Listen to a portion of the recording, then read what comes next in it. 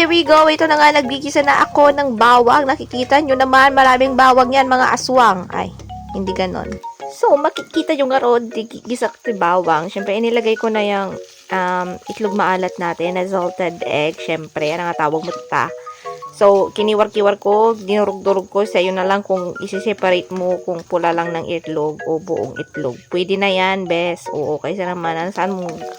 Pupunta lang din yan sa bibig natin. Lahat yan, maimas naman, be.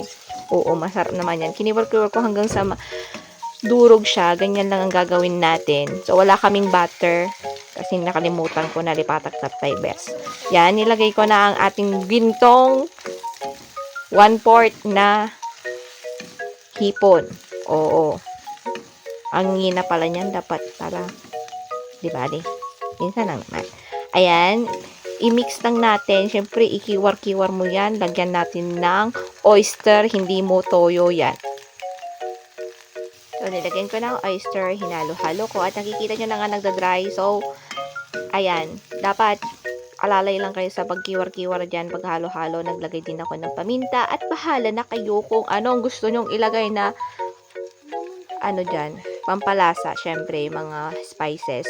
So, naglagay din ako ng paprika at naglagay din ako ng gochujang. Yan, para may konting anghang ng konti at saka malasa din yung gochujang. So, yan, naglagay ako at hinalo-halo ko muli. At hindi ko na videohan yung paglagay ko ng tubig. Bahala na kayo. Naikabil ko ata namin nun. In-mix-mix ko na tan. In-kiwar-kiwar ko. Bahala kayo tan. Siyempre, gala kayo te. Kilaban yun.